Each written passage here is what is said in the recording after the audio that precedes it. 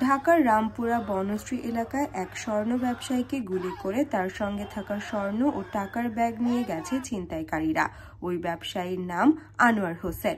রবিবার রাত 10:30টার দিকে বনশ্রীর ডি ব্লকের 7 নম্বর সড়কে নিজের বাসায় ঢোকার আগ মুহূর্তে এই ব্যবসায়ী ছিনতাইকারীর কবলে পড়েন। ঘটনার সত্যতা নিশ্চিত করেছেন রামপুরা থানার ভারপ্রাপ্ত কর্মকর্তা আতাউর রহমান আকন্দ। তিনি বলেন, আনোয়ার হোসেন বনশ্রীতে অলঙ্কার জুয়েলার্স নামের একটি গয়নার দোকান চালান। প্রতিদিনের মতো তিনি রবিবার রাতেও দোকান থেকে বাসায় ফিরছিলেন। বাসায় যাওয়ার পথে তাকে 3টি মোটরসাইকেলে করে আসা ছিনতাইকারীরা ঘিরে ধরে। এ সময় তার সঙ্গে থাকা স্বর্ণালংকার লুট করা হয়। এদিকে এই ঘটনার একটি ভিডিও সামাজিক যোগাযোগ মাধ্যমে ছড়িয়ে পড়েছে। ভিডিওতে দেখা যায় 3টি মোটরসাইকেলে করে 6-7 জন লোক এসে আনোয়ারকে ঘিরে ধরে। এ সময় ছিনতাইকারীরা আনোয়ারকে ছুরি মারে এবং গুলি করে। কয়েক সেকেন্ডের মধ্যে হামলাকারীরা তার ব্যাগ নিয়ে মোটরসাইকেলে চলে যায়।